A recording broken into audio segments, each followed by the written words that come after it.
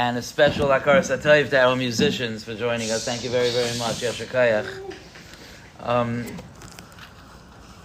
Recording now also? Multitasking.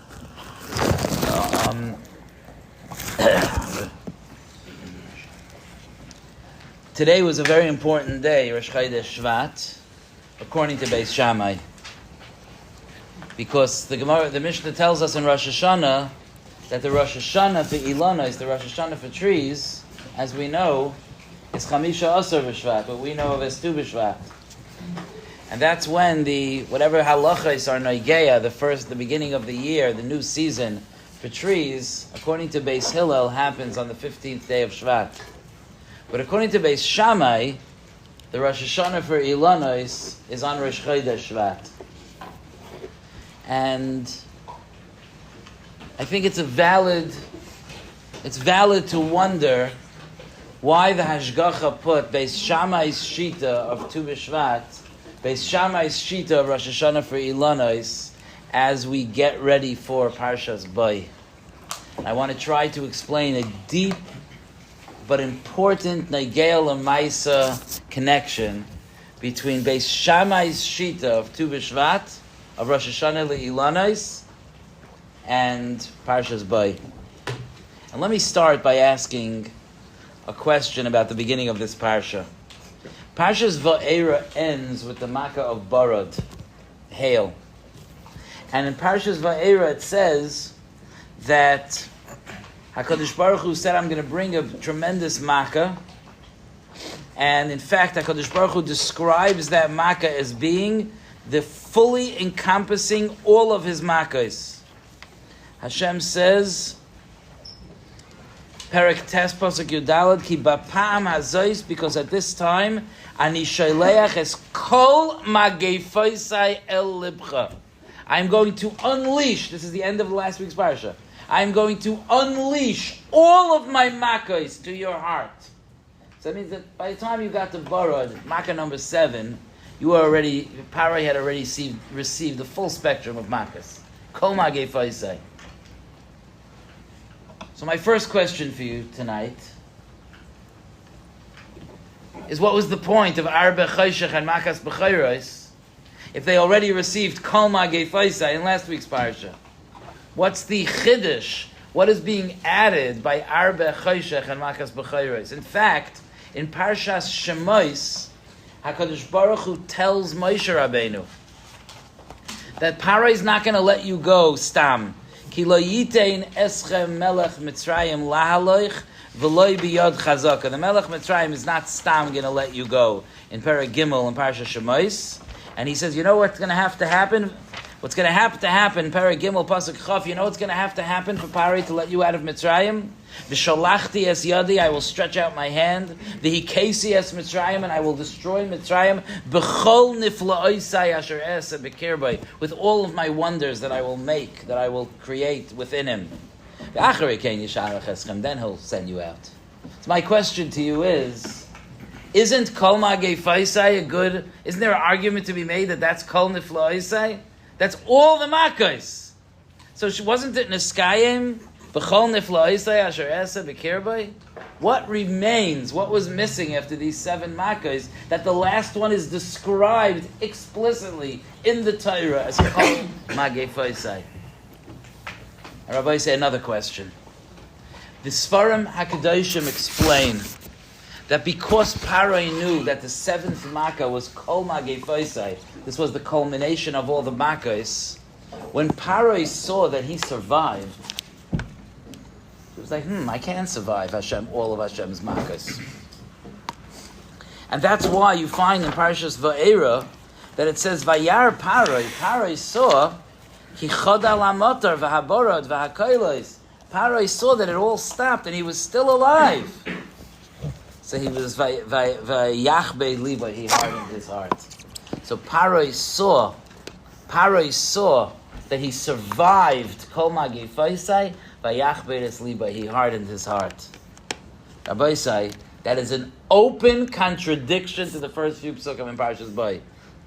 Because Hashem appears to Moshe in Parshas Bais and says, Ki ani hichbadati es libay v'esleiv avodav. I hardened his heart. He didn't harden his own heart. I hardened his heart. Question to you. How could the same story, the same person, at the same moment, be described at the end of Parshas Vayera as Vayachbed Liba, he hardened his own heart, and just a few psukim later in Parshas Bais, right, they always do that to us. There's like a week in between, so we can forget. But when you start Parshas Bais, it says, Ki ani, Hashem says, ani, hichbadati es Liba. What's the pshat? This is a big yisaid. And this yisaid really answers many more questions, but we have a minute to spend a few minutes on Thursday night before we go back to the Bais Medrash to spend a few minutes talking about the parsha. So I'm not gonna be myrich, but I do want to take a moment to explain to you the power of what's happening in Parshas Bais, and I want to take a moment to explain to you why this is relevant to you, why you should care. The makos that happened in Mitzrayim were not just stam punishments to a nation that persecuted Klal Yisrael. The makos were there because there was a recreation of the world taking place. The world could be divided into the world before the emergence of Klal Yisrael and the world after the emergence of Klal Yisrael. The world was created for Klal Yisrael. B'shvil Yisrael shenikra reishis.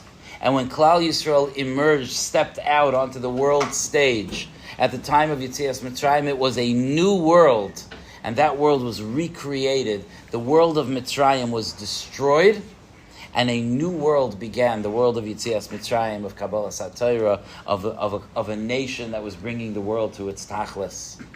And it would have made sense that there should be 7 makos, because 7 makos represents the entirety of Olam Hazeh. The entirety of Olam Hazeh, there are 7 days of creation. All matters of Olam Hazeh are divided into 7s. So it would have made sense to destroy, just like in HaKadosh Baruch Hu created the world in 7 days, it would have made sense to destroy Mitzrayim in 7 makos. And sure enough, that last makkah is called Kol Magei Faisai, because it was the absolute destruction of Mitzrayim. Who said Mitzrayim was destroyed after Barad? The Torah. The Torah quotes the servants of Paroi. In the beginning of Parshas Bais, they told Paroi. What's the pasuk? Keep going. That's it. Haterem teidaki of the Mitzrayim. The Avadim told Paroi, don't you know that Mitzrayim was destroyed? Max, isn't that clear? After Kol Magei Faisai, you have that Mitzrayim was destroyed.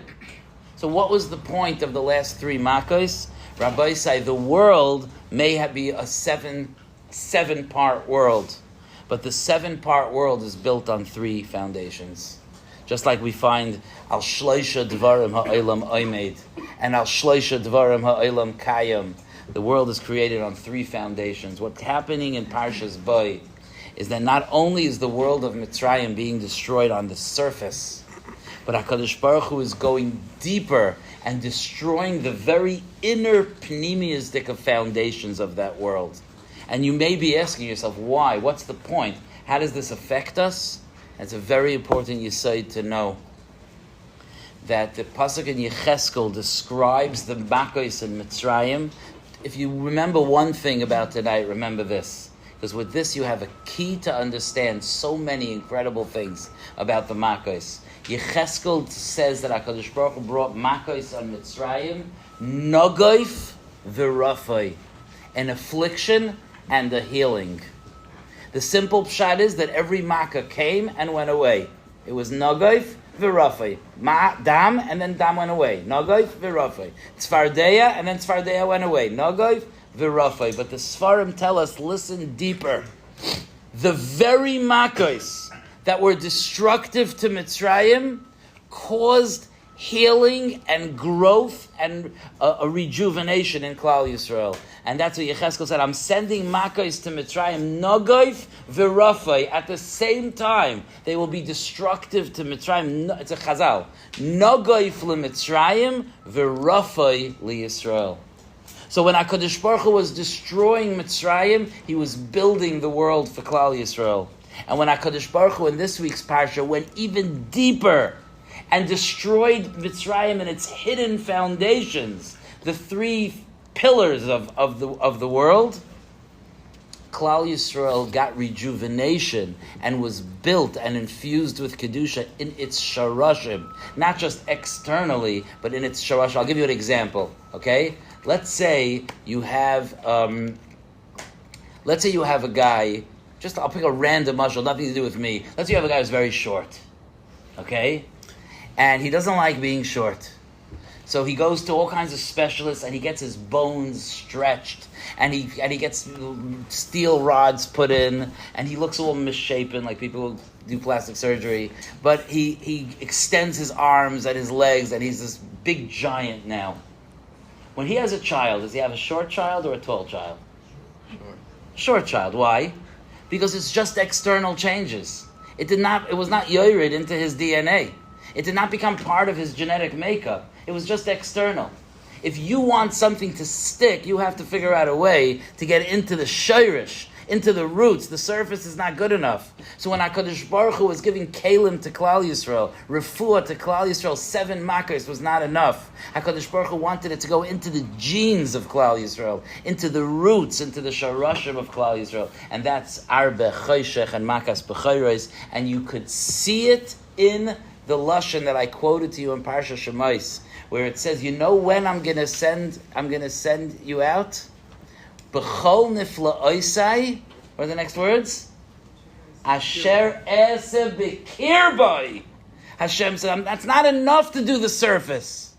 And when I bring my miracles that I will do within Paray, I'm going into the Shayrish Moshe Rabbeinu. We're not settling with all the makas on the outside. Asher ese b'kir, acharei kein yishalach es, and then you will come out. And that's what we had. Bara arbe choshech makas b'chayros is ese b'kirboi, and that's when we came out.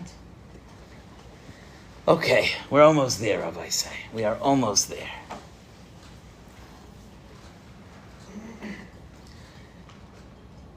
Paroi has his conscious mind and his thought process. That's the surface. And Paroi also has his subconscious mind and the power that powers his neshama and the implicit, the subtle nuances deep within him that he doesn't even have full access to. We don't have access to our subconscious thoughts. HaKadosh Baruch Hu said it follows, Makas Arbe is going deep. Paroi hardened his heart. In Parshas Va'era it says that when Paroi saw that he was able to pass all 7 makos, he hardened his heart. He thought he hardened his heart. He only had access to his conscious thoughts. But Makas Arbe, which goes deeper, Hashem says, Ki ani hechbaditi es libai. I hardened his heart in ways that he can't even discern. The deepest roots within him I influenced to have a hard heart, because I want to take Klal Yisrael out of Mitzrayim, because I want them to have arbe, choshech, and makas b'cheres, because Klal Yisrael needs that refuah. But when he hardened Paro's heart, were we on the surface or were we deep below the surface? We were below the surface in arbe. If we're below the surface, if it's esa b'kirboi, so then the hichbid es libay happened deep down. And that's why it seems in the end of Parshas Vayera that Paro thought that he was doing it. Vayachbed es libay. And then Hashem reveals to Moshe in the beginning of Parshas Vayera, but that's on the surface. But beneath the surface, ki ani hichbadeti es libay. Rabbi say, what's the refuah for that? That's the nagaif. The Paro, part of the affliction was that HaKadosh Baruch Hu hardened Paro's heart on the deepest levels that he couldn't even pick up, so that he rebelled against Hashem. Do you know what the refuah to us is? That HaKadosh Baruch Hu does the opposite to us. At the same time that HaKadosh Baruch Hu was subtly and deeply hardening the heart of Paro, HaKadosh Baruch Hu at that time was subtly and deeply opening the hearts of Klal Yisrael, and was developing within Klal Yisrael this sense that we all have deep within us, that Ritzaynenu la'asos es Ritzaycha, that we want to live the right way, that we want to serve HaKadosh Baruch Hu. There's every single one of you, every single one of us. when we really have time to think about what we truly, truly want, we want to be close to Hashem. And even if sometimes our conscious mind tells us, no, I'm not sure that's what I want. Maybe I want something different. I'm not so interested in that. But HaKadosh Baruch Hu subtly is mashpia. Just like he hardened Paro's heart, that's the nagoif. What's the flip side of that? What's the rafai? That he softened our hearts.